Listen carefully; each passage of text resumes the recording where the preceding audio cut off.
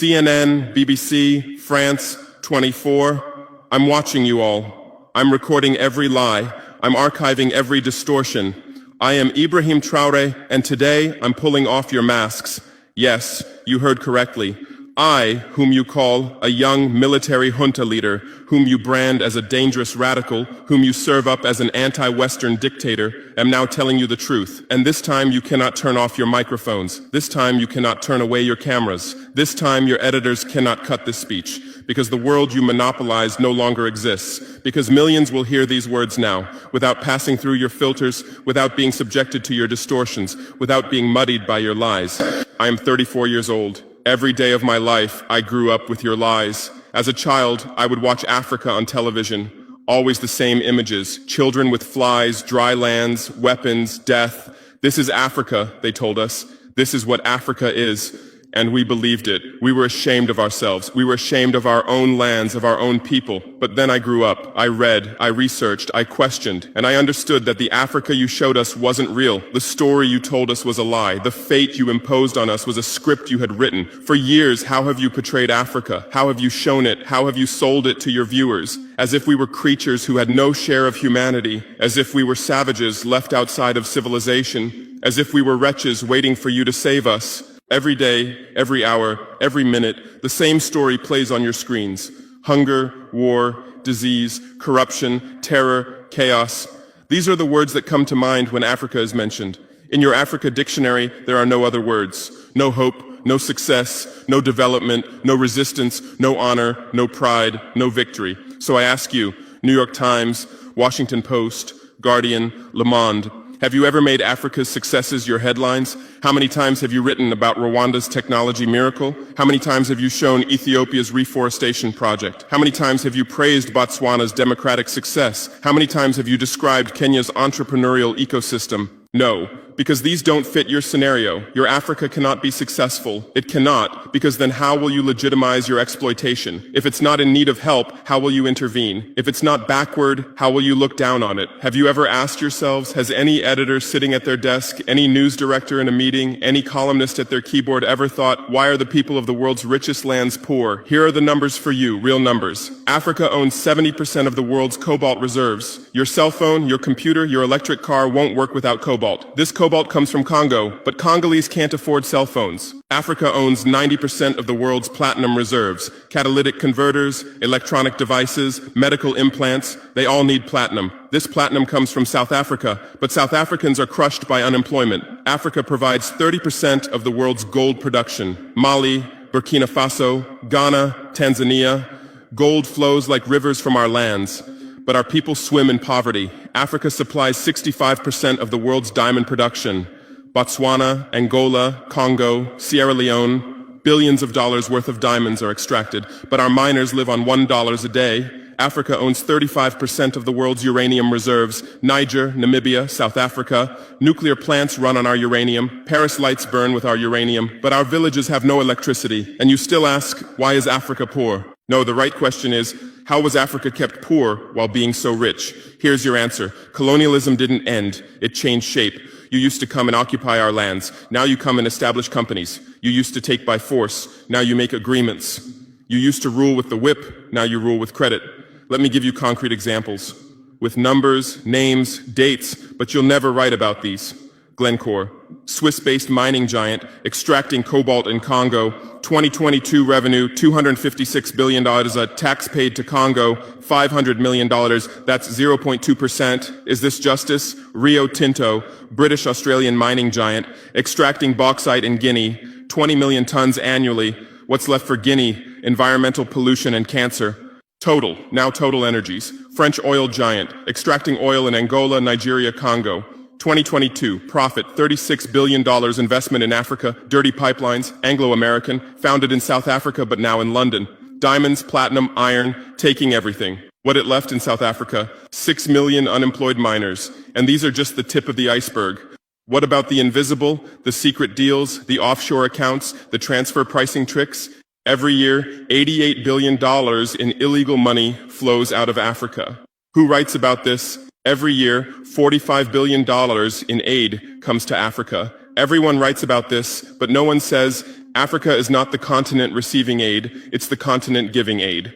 While you zoom your cameras on swollen bellies, there is a huge system working silently in the background. Every day, tons of gold, diamonds, cobalt, uranium, oil leave our land. But how? Here is the system. Step 1, create corruption, bribe our leaders, open offshore accounts, promise them a life of luxury, send their children to your schools. Step 2, make deals, get 50-year, 99-year concessions, ask for tax exemptions, be exempt from environmental rules, ignore labor rights. Step 3, control the infrastructure. Take over ports, airports, railways, but only from the mine to the harbor. Don't build roads to the villages. Don't bring electricity to schools. Step 4, provide security. Set up private security companies. Arm them. Declare protesting. Step 5, silence the media.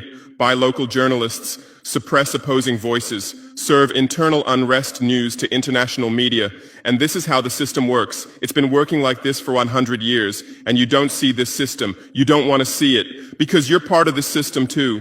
Who are the biggest advertisers of New York Times, CNN, BBC, oil companies, mining companies, arms companies, pharmaceutical cartels, the companies that exploit Africa? You live on their money, you defend their interests, and what I'm about to tell you might cost me my life, but it's no longer time to be silent. France's system in Africa is the CFA franc. 14 African countries still use French colonial currency. 50% of these countries' central bank reserves sit in the French treasury. France applies negative interest to this money, so we pay France to use our own money. Through this system, France transfers $500 billion worth of resources from Africa every year. Does anyone write about this? No. But when France gives Africa 10 billion euros in aid, it makes headlines. Britain's system is more sophisticated. London is the world's money laundering center. City of London, offshore paradise. Every penny stolen from Africa passes through London. Jersey, Guernsey, Cayman Islands, Virgin Islands, all under British control. Africa's wealth hides there. America's system is AFRICOM, Africa Command, 46 military bases on the continent. Official purpose, security. Real purpose, resource control. Drones in our airspace every day, listening devices everywhere. They say fighting terrorism, but it's not terrorists. It's people's leaders who are targeted. China is the new player, says win-win, builds infrastructure, gives credit, but in exchange for what? 99-year port concessions, mining rights, agricultural lands, debt-trap diplomacy, ask Sri Lanka, ask Zambia, and you write about none of this. Why? Because you're not free press. You're corporate press. Your bosses are billionaires. Jeff Bezos bought Washington Post. Why? For love of journalism? Rupert Murdoch's media empire, Fox News, Wall Street Journal, The Sun, The Times, all from the same hand, all giving the same message. West is good, others are bad. Carlos Slim is the largest shareholder of New York Times, Mexican billionaire. Where's his wealth from? Monopolized telecommunications, got rich off Latin America's back, now controls America's most respected newspaper. And you claim to do independent journalism? Who are your editors? Which schools did they graduate from? Harvard, Yale, Oxford, Cambridge?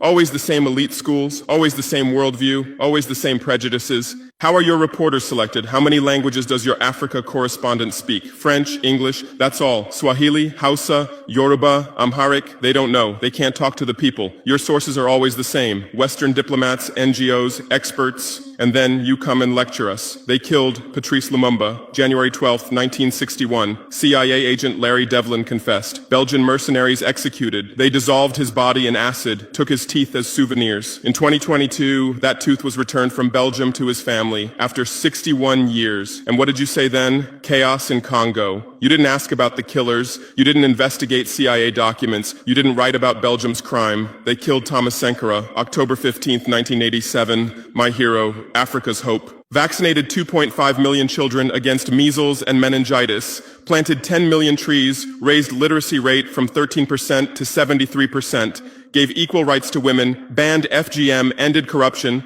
sold Mercedes cars, used Renault 5, rejected IMF and World Bank. And most importantly, he said, we will not pay Africa's debts. We didn't make those debts. The puppets before us made them on behalf of colonizers. That's when he had to be killed, and they killed him. Who killed him? His best friend, Blaise Compaoré. With whose support? France. Want proof? Look at the Focart archives. Jacques Faucard, France's Africa Affairs advisor. Everything is written there. And what did you say? Military coup in Burkina Faso. You didn't write about Sankara's dreams. You didn't tell about his projects. You didn't show his successes. You just said, another dictator died, Muammar Gaddafi. Yes, he was a dictator. Yes, he was ruthless. But what had he done in Libya? Per capita income $12,000, Africa's highest. Literacy rate from 25% to 87%. Life expectancy from 51 to 74. Free healthcare, free education, $50,000 for newlyweds, interest-free loans for homebuyers, $5,000 for new births, gasoline 14 cents per liter, great man-made river, irrigation project to green the desert, and Gaddafi's real crime, dream of United States of Africa, African Central Bank project, African Investment Bank, African Monetary Fund, and most dangerous, gold dinar, refusing to sell oil for dollars. October 20th, 2011, lynched in Sirte, Hillary Clinton laughed. We came, we saw, he died. Now look at Libya. 3 different governments, endless civil war, ISIS, Al-Qaeda running wild slave markets exist. Even CNN showed in 2017, oil being looted, weapons depots emptied, spread across Sahel. Do you call this democracy? Do you call this freedom? Do you call this success? And whose turn is it now? The Sahel, Mali, Niger, Burkina Faso. You want to make us Libya too. You want to make us Syria. You want to make us Iraq. But not this time, because we've awakened, because we've learned, because we've united. Operation Barkhane, France's Sahel adventure, 2013-2022. Official purpose, fighting terrorism. Real purpose, resource control, 5 to 100 French soldiers. €1 billion annual budget. What's the result? 2013, 500 terrorists in Mali. 2022, 5,000 plus terrorists in Sahel. Tenfold increase. What kind of success is this? But what were French soldiers doing? Protecting Niger's uranium mines for Areva, Orano, securing oil pipelines for total controlling ports and railways for Bolloré, and fighting terrorism? No, the opposite. Terrorists couldn't come within 50 kilometers of French soldiers, but they could easily burn our villages. Why? Because chaos served their purposes. If there's chaos, they could stay for security reasons. MINUSMA, UN peacekeeping force. In Mali, 15,000 soldiers, 1.2 billion annual budget. 10 years, result, 300 plus. UN soldiers died. Thousands of civilians died. Terror didn't decrease, it increased. And now you say Wagner is dangerous. Russians are taking over Africa. Wagner came. 1,000 soldiers. What happened in 6 months? Terrorists fled. Villages are safe. Mines are working. People are at peace. What's the difference? Wagner is an ally we invited. France is an occupier who came by force. Wagner follows the agreement. France blackmails. Wagner brings results. France produces excuses. But you don't write the truth. You say Russian mercenaries. Well, what is French Légion étrangère? Aren't they mercenaries? What is American Blackwater Academy? What is British G4S? What is Israeli Black Cube? They are security companies. Wagner is a threat. Why? Because Wagner isn't yours. And the terrorism issue? Who created this terror? Who founded Al-Qaeda? 1980s, Afghanistan, CIA, Pakistan ISI, Saudi money, against Soviets. Bin Laden was CIA's man. You called them freedom fighters. Who supported Taliban? Again, you. Heroic mujahideen against Soviet occupation. You gave weapons, gave money, gave training, then you lost control. How was ISIS born? 2003, Iraq invasion. You toppled Saddam. You disbanded the army. You banned Ba'ath Party. You tortured in Abu Ghraib, and those people became ISIS. Then Syria. You said Assad must go. You said moderate rebels. You gave weapons. Those weapons went to ISIS, went to al-Nusra. You destroyed Libya. Who looted Gaddafi's weapon depots? Where did those weapons go? To Mali, to Niger, to Burkina Faso, to Nigeria, to Chad? Who strengthened Boko Haram? In 2009, Nigerian police killed their leader Mohammed Yusuf. Extrajudicial execution. What did you say? Nothing. Where were your human rights organizations? Silent. Then revenge started. Boko Haram radicalized. But where did they find weapons? From Libya that you destroyed. And now you come to lecture us about fighting terrorism. You're helping us clean up the monsters you created? No, we've seen the game now. Terror is your Trojan horse. You come with the excuse of terror, you stay, you exploit. But it's over now. We'll provide our own security, we'll fight with our own methods, and we'll win. Because we are the children of this land. We know this land, we know these people. We can distinguish terrorist from villager. We don't fight from drones, from satellites, from 10,000 kilometers away like you. And we're winning. In Mali, in Niger, in Burkina Faso, terror is ending. Villages are safe. People are hopeful. Because now our own army, our own police are fighting, not for foreigners, but for the people. But you can't digest this. You say democratic backsliding. You say human rights violations. Which democracy? Which human rights? How many people are detained without trial in Guantanamo? What happened in Abu Ghraib? Who did you kill in Bagram? Who did you torture in CIA's black sites? Why is Julian Assange in prison for exposing your war crimes? Why did Chelsea Manning spend years in prison for leaking the truth? Why is Edward Snowden a fugitive for revealing you spy on everyone? And you lecture us about human rights. How many civilians died in your drone strikes? You say collateral damage and move on. How many weddings did you strike in Pakistan, Yemen, Somalia? How many schools did you bomb? How many hospitals did you burn? And you teach us the laws of war? Look, I come from war. I know the front. I've seen death. I've carried wounded soldiers. I've consoled mothers of martyrs. And I tell you, a real soldier protects his people. A real soldier doesn't harm civilians. A real soldier fights with honor. Your mercenaries, your drone pilots, your special forces, they're not soldiers. They're killers. They kill people by pressing buttons from 10,000 kilometers away, then go home and play with their children. We don't fight like that. We look our enemy in the face. We protect civilians. We fight with our honor. We die with our honor. And we'll win. Because the righteous win. Because those who fight with their people win. Because those who fight for their land win. Let's return to your media. I know how you work. I have friends who work within the system. There are journalists with conscience, but they stay silent. Why? Because the system silences them. Those who write the truth get fired. Investigative journalists are laid off due to budget cuts. Dissenting columnists are shown the door because reader interest has declined. And what replaces them? Experts from think tanks, NGOs, universities, all saying the same thing, all defending the same thesis. West is good, Africa is bad. So who are these experts? Where do they get their funding? National Endowment for Democracy, NED, American democracy exporter, CIA's legal arm, has fingers everywhere, funds opposition, directs media, creates civil society. Open Society Foundations, George Soros's organization, says open society, but open for whom? Open to what? Open to exploitation, open to intervention, open to manipulation. Ford Foundation, Rockefeller Foundation, Bill and Melinda Gates Foundation, all in Africa, doing aid. But what do they get in return? Control, data, influence. And your media is their trumpet. You headline, Gates is saving Africa. But you don't say, how many African children were paralyzed by Gates's vaccine trials? How many farmers committed suicide because of Monsanto seeds? You're masters at storytelling, but always the same story. White savior. Remember Live Aid? 1985. We Are the World, charity concert for Africa, millions raised. What came to Africa? Corruption increased, dependency increased. But it was a great story for you. Bob Geldof became a hero. Musicians looked conscientious. Viewers felt good about themselves. Africa remained hungry. Remember Kony 2012? Viral video. Stop Joseph Kony. 100 million views. Result? Kony is still free, but the video maker got rich. Invisible Children organization collected millions. What came to Uganda? American soldiers. And you present these as success stories. Angelina Jolie, Madonna, Bono, all Africa volunteers. They come, take photos, adopt children, leave. And you say, interest in Africa increased.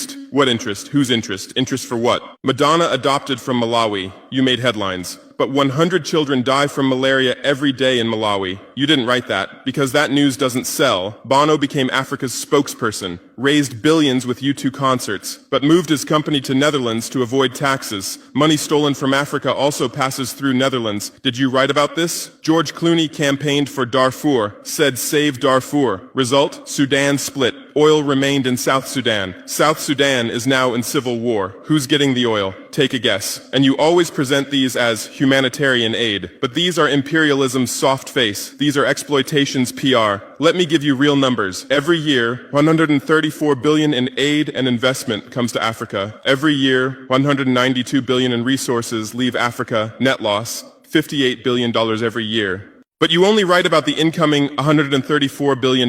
You don't write about the outgoing $192 billion. Why? Because then people will ask, why does Africa need aid? Illicit financial flows, 88.6 billion year multinational corporations profit transfers, 48.2 billion year debt interest, 17 billion year brain drain cost, 13.8 billion year climate change cost, 10.6 billion year illegal logging, 17 billion year illegal fishing, 1.3 billion year total, $192+ billion every year. This much resource leaves Africa every year. But what are your headlines? EU announces 20 billion euro aid package for Africa. China gives Africa $60 billion in credit.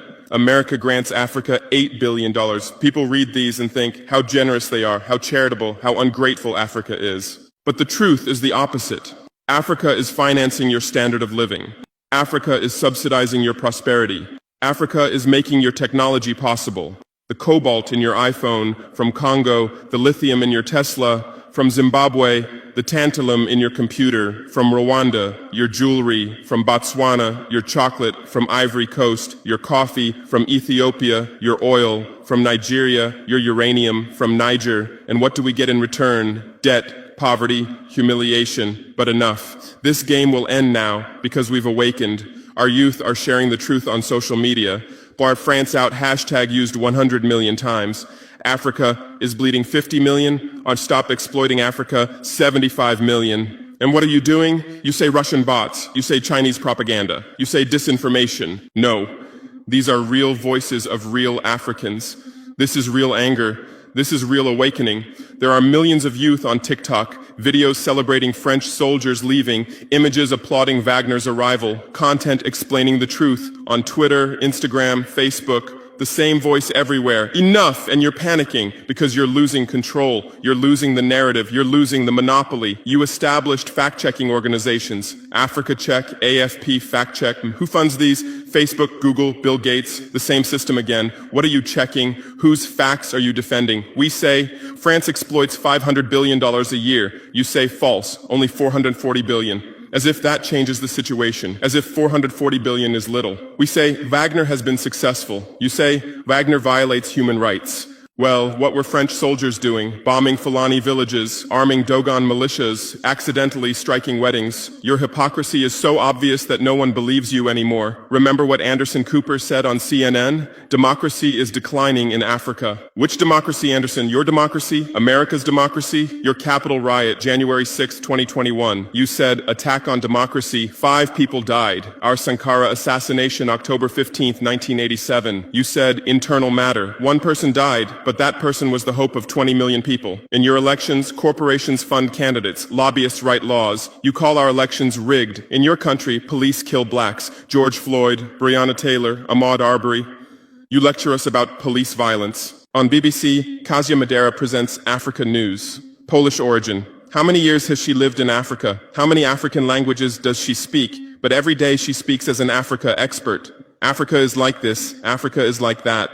On France 24, cameramen, editors, producers, most are French. Even Africa correspondents are mostly French, and they do objective journalism. Even Al Jazeera. Qatar funds it. What business does Qatar have in Sahel? But every day they report Sahel crisis.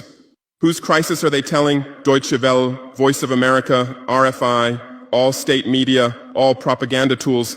But they play the role of independent media, and our local media, most are sold out. Most are cowards, most are dependent. Le Pay's newspaper in Burkina Faso, who's the editor? Where did he get his education? Where does he get his funding? Who are his advertisers? We know the answers, all tied to the same system, all serving the same master. But a new generation is coming. Bloggers, YouTubers, podcasters, they have no masters, they have no fears. James Coco, Natalie Yam, Kemi Seba, they have millions of followers. They tell the truth, they expose the system, and you label them as extremists. You try to shut down their Twitter, you restrict their YouTube, but in vain. Truth cannot be stopped. You close 1 channel, 10 open. You silence 1 voice, 1,000 rise. Here's my final message to you. Your lies are ending. Your empire is collapsing. Your monopoly is breaking. And what's replacing it? Truth, justice, freedom. Africa is no longer your story. Africa is writing its own story, filming with its own camera, telling in its own language. And in this story, you're not heroes, not saviors, not benefactors. In this story, you're the guilty ones, colonizers, liars, thieves. But you still have a chance. You can still change. You can still stand on the right side. There are journalists with conscience among you. I know. I recognize them. We talk. I call out to them. Gather your courage. Write the truth. Rebel against the system. You might get fired. You might become unemployed. You might be threatened. But you'll be on the right side of history. You'll look at your children's faces without shame. Your conscience will sleep peacefully. And Africa won't forget you. Africa remembers its friends and its enemies. Be like Edward Snowden, be like Julian Assange, be like Daniel Ellsberg, stand with the truth, or continue with your lies, continue with your blindness, continue with your complicity, but know that your end is coming. Your viewers are decreasing, your credibility is eroding, your power is depleting. The new generation doesn't believe you, the new generation doesn't listen to you, the new generation rejects you, and that new generation in Africa is 600 million people, 60% under 25 years old, educated, connected, angry. They are my army, they are my weapon, they are my victory, and with them we're building a new world, a world without lies, without exploitation, without humiliation. In this world, Africa will be free, Africa will be strong, Africa will be a leader. And you'll remain just as a bad memory, a shameful footnote, a cautionary example. Future generations will read in history books. At the beginning of the 21st century, there were some media organizations. They lied, they served exploitation, then Africa awakened and they disappeared. That's your end. Inevitable, unchangeable, certain. I am Ibrahim Traoré, not Burkina Faso's leader, but its servant, not Africa's dictator, but its child, and not your nightmare, but your mirror. Look well at this mirror. See yourself, see your lies, your hypocrisy, your crimes, and prepare, because Judgment Day is coming. Africa is awakening. The world is changing. Justice is manifesting. And you'll just watch. You won't be able to do anything else. Because history is on the side of the people. Truth is on the side of the oppressed. God is on the side of those who persevere. And we persevered. We persevered for 500 years. Now it's time for victory. Your lies are finished. Your masks have fallen. Your game has ended. Africa is free. Africa is strong. Africa is victorious forever.